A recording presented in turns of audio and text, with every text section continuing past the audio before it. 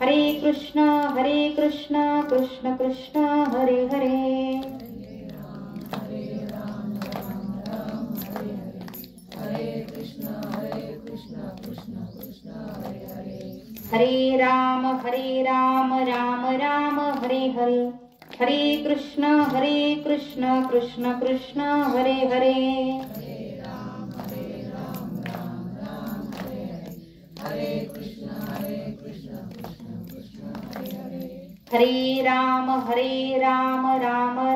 हरे हरे। हरे कृष्ण कृष्ण कृष्ण हरे हरे। हरे राम राम राम हरे हरे। हरे कृष्ण कृष्ण कृष्ण हरे हरे। हरे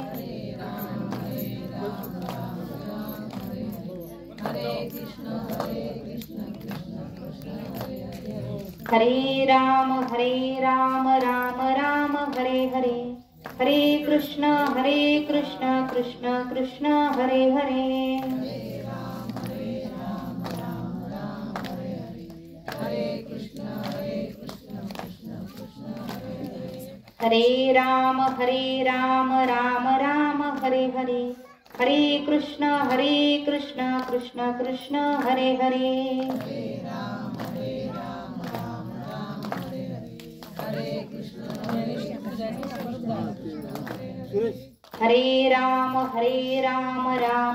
हरे राम राम राम हरे हरे।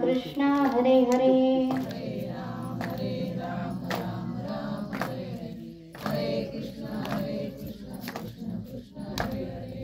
बोला पुंडलिक वरदा हरी विठ्ठल। श्री ज्ञानदेव तुकाराम पंढरीनाथ भगवान की जय।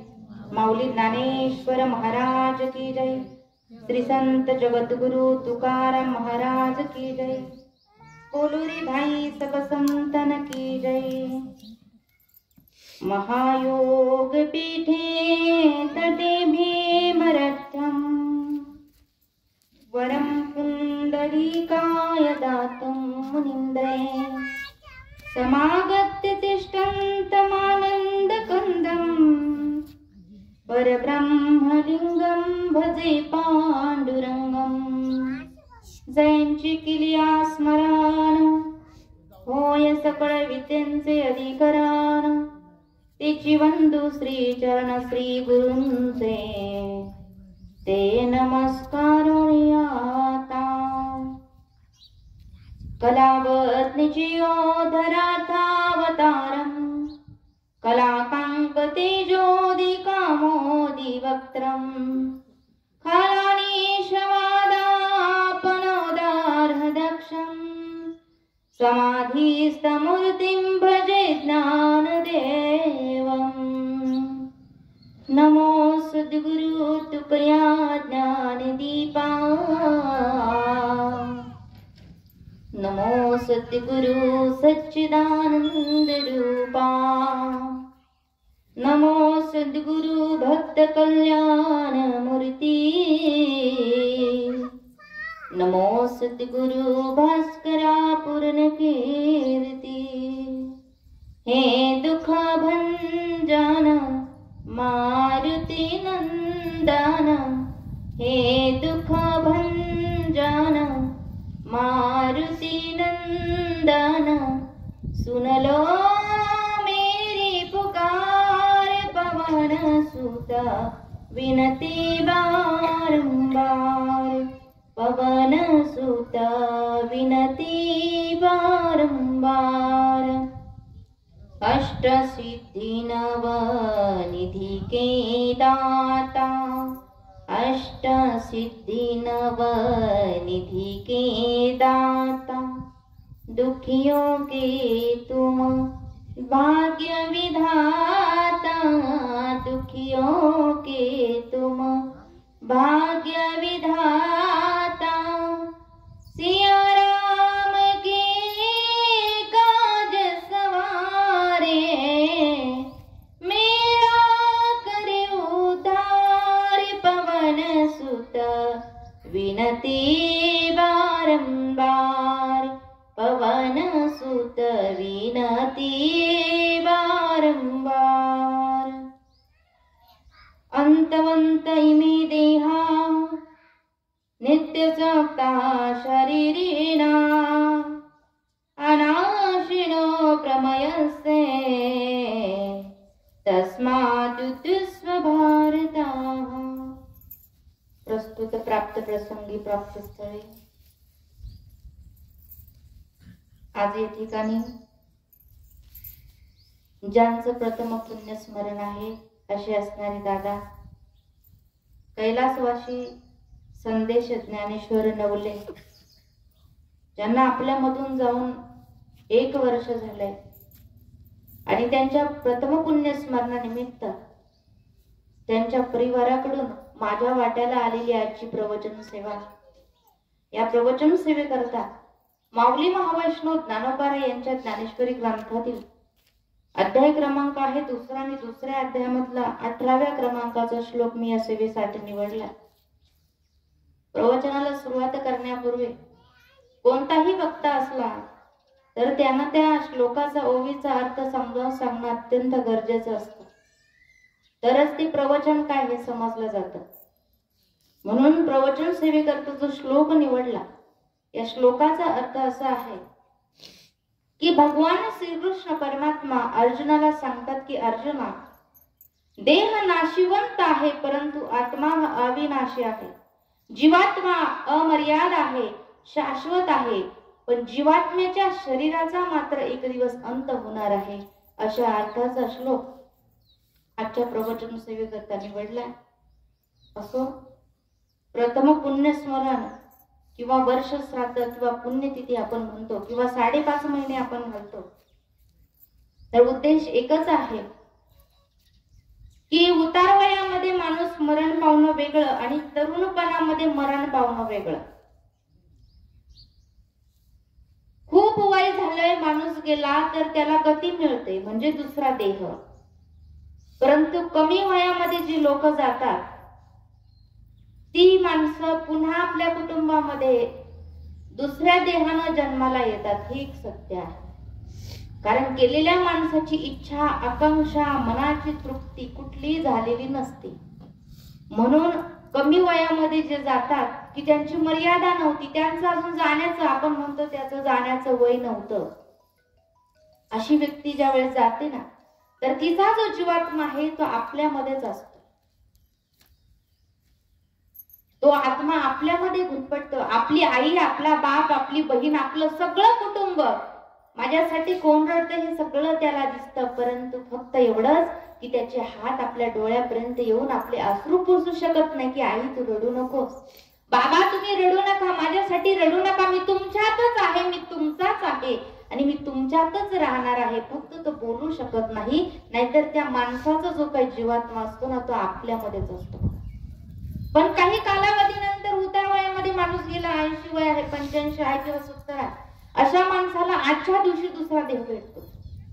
प्रथम वर्ष श्राद्ध किंवा पुण्यस्मरणाच्या दिवशी म्हणजे आजच्या दिवशी गेलेल्या माणसाचा जो आत्मा आहे तो भगवंताच्या दारामध्ये उभा राहतो आणि तेव्हा पुढे हात जोडून उभा राहतो आणि आजच्या दिवशी गेलेल्या माणसाला दुसरा देह भेटतो। प्रथम पुण्यस्मरण 1 वर्षाला, परंतु दादांचं एकतर वय खूप कमी, म्हणून आपल्याच कुटुंबामध्ये पुन्हा त्यांचा जन्म होणार हे मात्र नक्की। दुसरा देह धारण करून ते तुमच्या कुटुंबात पुन्हा जन्माला येणार, कारण त्यांचं वय हे जाण्याजोगतं नव्हतं। म्हणून आज या दादांचं प्रथम पुण्यस्मरण, अशी घटना कुणाच्या घरामध्ये घडू नये, परंतु म्हणतात ना, आले देवाजीच्या मनात येथे कोणाचे चालेना। तिथं देवाचं मनामध्ये आलं तर मग कितीही कसाही माणूस असला तर तो देवाला आवडला का तो घेऊन जातो। भले आपल्यालाही ती किती व्यक्ती आवडली तरी सुद्धा भगवान परमात्म्याची सत्ता आहे आणि आपल्या हातामध्ये काही नाही। हा, जन्माला आपल्या कुटुंबामध्ये एखादा मुलगा आलाय, मुलगी आली, तिचा सांभाळ करणं, तिला लहानचं मोठं करणं, त्यांना शिक्षण देणं, त्यांच्यावरती प्रेम करणं, त्यांना सगळ्या सुख सुविधा प्राप्त करून देणं हे एक आई वडिलाचं कर्तव्य आहे। परंतु कोण कधी जाईल, काय होईल, आता आपण इथं बसलो, आपली भेट झालीये, पुन्हा आपलं एकमेकाची भेट होईलच असं नाही, पुन्हा एकमेकांना दिसू असं नाही, संध्याकाळपर्यंत सुद्धा जिवंत असू असं नाही. कारण या मृत्यू लोकामध्येच मृत्यू हा शब्द आहे. इथला लोकच असा आहे की त्याला प्रत्येकाला मरायचा, मृत्यू पावायचा आहे. म्हणून जो आला त्याला जायचं आहे, आणि जो गेला त्याला पुन्हा कोणता ना कोणता देह धारण करून या मृत्यू लोकांमध्ये जन्माला यायचं आहे. फक्त जीवात्मा अमर आहे, पण शरीर मात्र नाशिवंत स्वरूपाचं आहे. मग तुमचं असो किंवा माझं असो, कुणाचंही शरीर असू द्या, आपल्यातला आत्मा अमर आहे, पण शरीर मात्र नाशवान आहे, त्याचा नाश होणार आहे. श्रीकृष्ण परमात्मा अर्जुनाला गीतेमध्ये सांगतात की अर्जुना, अरे आत्म्याला मरणच नाही. ज्यावेळेस माणूस मरतो त्याला जाळल्या जातो ना, फक्त देह जाळला जातो. देहाची म्हणजे शरीराचीच राख होऊन जाते, परंतु आत्म्याची राख करता येत नाही. आत्म्याला अग्नीचा स्पर्श होऊ शकत नाही, आत्म्याला शस्त्रानं वार होऊ शकत नाही. थंडी, ऊन, वारा, पाऊस काहीच बाधा त्या आत्म्याला होत नाही, कारण तो अविनाशी आहे, तो शाश्वत आहे, तो नित्य आहे, तो अमर्याद आहे, आणि त्यातल्या त्यात तो नाशिवंत नाही. श्लोक सांगतात भगवान परमात्मा अर्जुनाला, नैनं छन्दन्ति शस्त्राणि नैनं दहति पावका न चैनं क्लेदयन्त्यापो न शोषति मरुता. आत्म्याला मरण नाही, आत्मा हा अमर आहे. फक्त तुमचं माझं भगवान परमात्म्याने आपल्याला हे शरीर दिलंय ना, हे नाशिवंत स्वरूपाचं आहे. म्हणून आजच्या दिवशी असणार हे प्रथम पुण्यस्मरण साहजिक आहे. दुःख होणं, ज्या आईनं 9 महिने 9 दिवस दगडासारखं ओझं त्या लेकराच्या पोटामध्ये वागवलं, त्याला लहानाचं मोठं तळ हाताच्या फोडाप्रमाणे केलं, बापानं नितांत प्रेम केलं, आईनं नितांत प्रेम केलं, सगळ्या नातेवाईकानं फुलासारखं त्याला जपलं, वाढवलं, आणि अशा व्यक्तीवरती जर काळानं घाला घातला तर काय दुःख आहे ना, हे फक्त एक आईच आणि एक बापच सांगू शकतो. आपण फक्त सहभागी होऊ शकतो दुःखामध्ये, पण त्या माता माऊलीच्या काळजाला किती वेदना आहेत ना, फक्त त्या माऊलीला माहिती, आणि त्या बापाला माहिती की किती वेदना आहे. आपल्या पोटचा गोळा गेल्यावर काय अवस्था आहे ना, हे फक्त एका आई बापाला, बाकीचं कुणाला नाही. आपल्याला वाईट वाटेल, आपल्या डोळ्यात पाणी आहे, तो भाग वेगळा, परंतु ते आईचं काळीज आहे, ते बापाचं काळीज आहे, अशा घटना विसरू शकत नाही. ती आई, तो बाप, ते कुटुंब जोपर्यंत हयात आहे तोपर्यंत प्रत्येक दिवाळीच्या सणाला त्यांचा पोरगा त्यांच्या डोळ्यासमोर उभा राहणार. अशी घटना खरंच घडू नये, परंतु मी पहिल्यांदाच सांगितलं, ज्याचं भरलं त्याला जावं लागतं. प्रत्येकाच्या जीवनाचा हा प्रवास चालू आहे. जिथं त्याचा स्टॉप आहे, जसं बसमध्ये चढलंय, तिकीट काढलंय, कोणत्या गावाला जायचंय, आमच्या गावाचं तिकीट काढलं, तिथपर्यंत आलं, ऑटोमॅटिक आपण सीटावर उठतोय, कंडक्टर बेल वाजवतोय, आपण बसच्या खाली उतरतोय, का तर आपला प्रवास इथपर्यंतचाच आहे, पुढे आपल्याला जायचं. ज्याचा जितपत प्रवास असेल त्याला तिथपर्यंतच फक्त जायचंय. मग या जीवन प्रवासामध्ये आपलं ठिकाण, आपला मुक्काम आणि आपला शेवट कधी आहे हे फक्त माझ्या देवाला माहिती आहे, ते कुणालाच माहिती नाही. म्हणून प्रत्येकाला जायचं, सगळं जागावरती ठेवून आला तसा जायचं. एक दिन पडेगा सबको ही जाना, एक दिन पडेगा सबको ही जाना, साथ ना ले जाए कोई, साथ ना ले जाए कोई, मालो खजाना, एक दिन पड़ेगा सबको ही जाना, एक दिन पड़ेगा सबको ही जाना. एक दिवस प्रत्येकाला जायचंय, आणि प्रत्येकाला सोबत आपल्या फक्त घेऊन जाता येतं ते म्हणजे पुण्य. पुण्याची शिदोरी अशी वस्तू आहे की ते आपल्याला जिथं जाईल तिथं आपल्याला घेऊन जाता येते, बाकी नाही, अंगावरचे कपडे सोबत येणार नाही, आपलं घर, आपलं दार, आपलं काहीच सोबत येत नाही. सोबत येतं ते फक्त चांगल्या कर्मातून मिळवलेलं पुण्य. आणि ते पुण्य तुम्ही जिथं जाल तिथं सावलीसारखं तुमची साथ सोडणार नाही. तसं फुलाला सोडून सुगंध राहत नाही, पाण्याला सोडून मासा राहू शकत नाही, साखरेला सोडून गोडी राहू शकत नाही. तसं चांगल्या कर्मातून मिळालेलं पुण्य आपली साथ कधी सोडू शकत नाही. कर्म हे चांगलं असं, कर्म चांगलं की फळ सुद्धा चांगलं. आणि कर्माचं बंधन हे कर्म प्रत्येकाला करावं लागतं. सकाळपासून संध्याकाळपर्यंत झोपलो, झोपेतून उठलो, पुन्हा दुसरा दिवस सुरू झाला. हे तुमचं माझं जे काही कामाचं कार्यचक्र चालू आहे ना, यालाच म्हणायचं कर्म. मग या कर्मावरती अवलंबून आहे सगळं. आणि काही काही वस्तू, काही काही गोष्टी अशा सुद्धा आहेत ना, त्या कर्मानुसारच माणसाला प्राप्त होतात. त्याच्यामध्ये 5 अशा गोष्टी आहेत. कर्म अनुकूल असेल ना, इच्छा नसतानाही सगळं भेटणार. मग कर्मावरती अवलंबून असणाऱ्या 5 गोष्टी कोणत्या त्या सांगून जाईल. लग्न, पैसा, जन्म, मरण आणि अन्न, या 5 गोष्टी कर्मानुसार असतात बघा. पहिली गोष्ट लग्न. रावण सगळ्यांना माहिती, बरोबर ना? 10 तोंडाचे असणारे राजा रावण.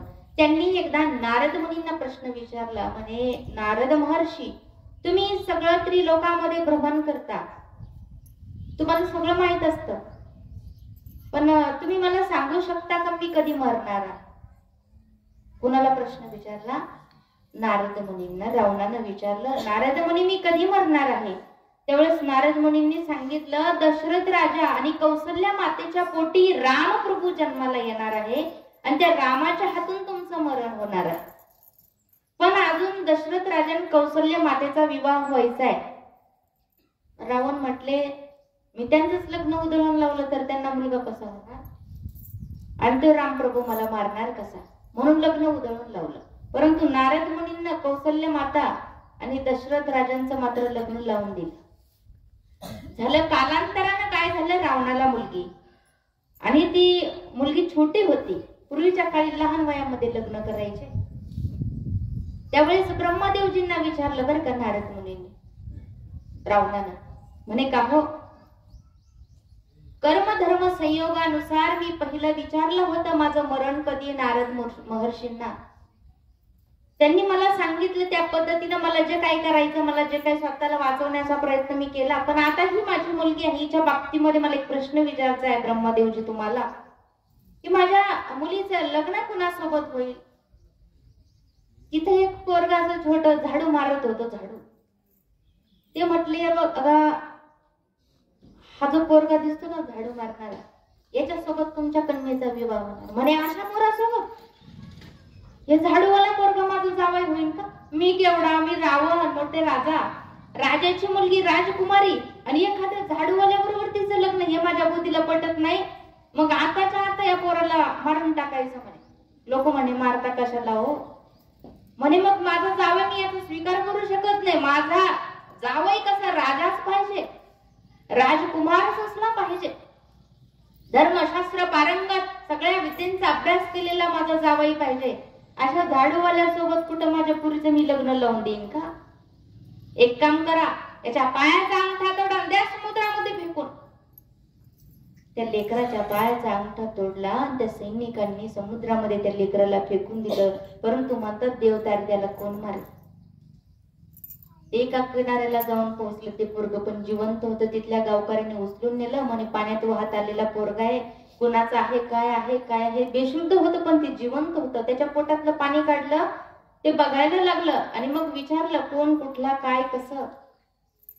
तो म्हणे, मला काही सांगता येत नाही, पण मला फक्त फेकून दिले पाण्यात एवढं आठवतंय. म्हटलं, ठीक आहे, आमच्या गावामध्ये असा नियम आहे, ज्याला कुणी नाही त्याला आम्ही तुझा सांभाळ करू. त्या गावातले लोक सांभाळायला लागले. पण एक घटना अशी घडली होती त्याच गावामध्ये, त्या नगराचा जो राजा होता ना, तो मरण पावला होता. आणि त्या गादीवर बसवायचं कुणाला? कारण राजालाही पुत्र नव्हता.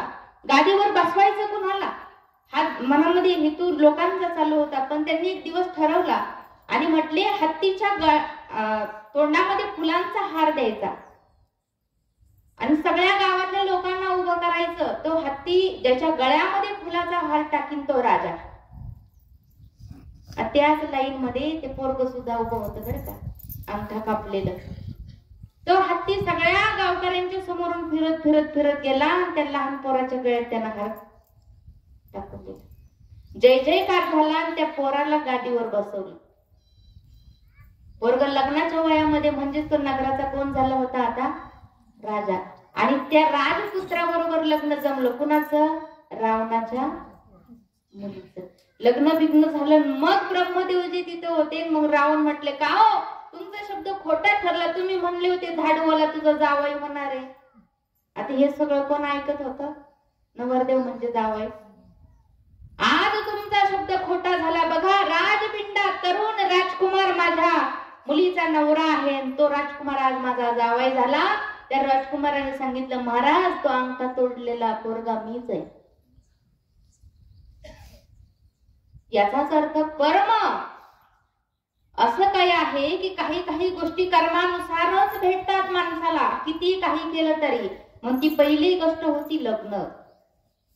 दुसरं पैसा. एखादा माणसाला पैशाचा तिटकारा आला, इतकी गडगंज संपत्ती आहे, तो म्हटला मला पर वैताग आलाय, मला असं वाटतं की मी कधी मरण. आणि तोंडाने मागितल्यावर येत नाही बर का मरण. तो माणूस म्हटला मला इतका तिटकारा आला, संसार नको, लेकरं बाळ नको, मला त्याग करायचा आहे. पण काय करू, स्वतःचा जीव डायरेक्ट असं संपू वाटत नाही. जीवाचं काही केलं तर लोक म्हणतील हाताने यानं काहीतरी केलं. मग त्यापेक्षा मला हाताने काही करायचं नाही, पण मला असं काही करायचं आहे की मला संसाराचा त्याग झाला पाहिजे. मला तिटकारा आलाय संसाराचा. मी असं लेकरा बाळ मला बायको करू कोणीच नको, मी एकटा जाऊन बसलो पाहिजे लांब, असं काहीतरी करायचं. पण करायचं काय? तो म्हटला आता असं करतो, एखाद्या चांगल्या माणसाच्या कानाखाली वाजवतो, म्हणजे मला पकडून नेतील, मला काहीतरी शिक्षा होईल. पण कानाखाली वाजवली तर काय म्हणेल, 15 दिवसाची शिक्षा होईल, लोक पुन्हा मला सोडून देतील पोलीस स्टेशनचे लोक. अशी काहीतरी आपण करू आयडिया की जेणेकरून आपल्याला जन्मठेपच झाली पाहिजे. पण पुन्हा सोबत अशी घटना करायची. मग त्यानं काय केलं, त्याच्याच गावामध्ये असणारा माणूस खूप खूप श्रीमंत आहे, मनाला चांगला आहे, सच्चा दिलदार आपण त्याला म्हणतो, असा माणूस आहे. आणि त्या माणसाच्या सोबत मग काय करायचं, मग म्हटले आता एक काम करतो, तिथं खूप मोठी सभा भरली, खुर्चीमध्ये माणूस बसलेला आहे, सगळे लोक त्याच्या, कुणी गळ्यात हार घालतय, कुणी पाया पडतय, कुणी काय करतय. आणि तो असणारा माणूस, त्याला काहीतरी पदाची नियुक्ती भेटणार आहे असा माणूस खुर्चीत बसलेला. हा म्हटला आता मी जाणार, त्याची काहीतरी खोड करतो, म्हणजे काय होईल, मला काहीतरी शिक्षा भेटत, मला हे पैसा बायको पोर काही नको, मला काहीतरी शिक्षा झाली पाहिजे, मी लांब गेलो पाहिजे घरापासून. मग त्या गावकरी लोकांनी ज्याला हार घालत होते ना, त्याचा ज्याला पद देणार होते, त्याच्या डोक्यामध्ये असा एक जिऱ्याचा जिरे टोप, छत्रपती शिवाजी महाराजांच्या काळामध्ये म्हणायचे ना जिरे टोप, तसा एक टोप तयार केलेला होता आणि त्या माणसाच्या डोक्यात घालायचा होता. तो टोप 2 माणसांनी असा ताटामध्ये आणला, ज्याच्या हात ते घालायचं होतं त्याला बोलवलं, त्याचं नाव पुकारलं, त्यानं तो टोप हातामध्ये घेतला आणि डोक्यामध्ये आता घालणार. तर हा माणूस सभेतून उठला, पळत पळत गेला आणि जसा गेला ना, त्या खुर्चीत ज्या माणसाच्या डोक्यामध्ये तो टोप घालत होते ना, त्या टोपाला अशी लाथ मारली आणि बाजूला तो टोप जाऊन पडला. त्याच्या मनात काय होतं, मी आता लाथ मारली, मी अपमान केलाय, मग मला काहीतरी शिक्षा भेटणार आता. पण बघा कर्म कसं, बघा कर्म कसं, जशी लाथ मारली तो टोप असा उताना झाला ना, त्याच्यातून ना खना काढून असा साप सळसळ पळत गेला. तो कुठं होता, त्या टोपाच्या आत बसलेला होता. हे सगळं दृश्य त्या सभेमध्ये असणाऱ्या लोकांनी पाहिलं. ते म्हटले जर हा टोप आता आपण या माणसाच्या डोक्यात घातला असता तर सापानं डोक्यात दंश केला असता आणि हा माणूस जागच्या जागी ठार झाला असता, परंतु ह्या माणसामुळे त्याचा जीव वाचला, याला काहीतरी मोठं बक्षीस द्यायचं. बघा कर्म कसं असतं ना. खुश झाले आणि त्याला म्हणे तुला 200 सोन्याच्या मोहरा बक्षीस. तो म्हटला मला ते नव्हतं पाहिजे, मला ते त्याग आलाय त्याचा, मला, परंतु काय काही काही गोष्टी अशा कर्मावरती अवलंबून आहेत ना. नको म्हटलं तरी भेटावं म्हटलं तर नको होतं, अशी तऱ्हा असते. म्हणून पहिलं सांगितलं ते लग्न, दुसरा पैसा, तिसरा आहे जन्म. संत रोहिदास महाराज, जन्म हा अवलंबून आहे, जन्म घेणे लागे वासनेच्या संगे. रोहिदास महाराज अगोदर ब्राह्मण होते, परंतु अंतकाळीची इच्छा त्यांचं लक्ष चपलांवरती केलं. पुढच्या जन्मामध्ये चर्मकार म्हणून जन्माला. चौथा आहे मृत्यू. आता हा मृत्यू सुद्धा कसा येतो, ठरलेल्या वेळी ठरलेल्या ठिकाणी. काही करा, किती एखाद्याला वाचवण्याचा प्रयत्न करा तो नाही वाचत, एखाद्याला किती मारण्याचा प्रयत्न केला तरी तो मरतोच. हा मृत्यू तो मी ठरलेल्या ठिकाणी येणारच आहे. एवढे मोठे विष्णूजींचं असणारं वाहन गरुडजी. आता असा जगामध्ये कोणतं लेकरू आहे की त्याला आपली आई आवडत नाही?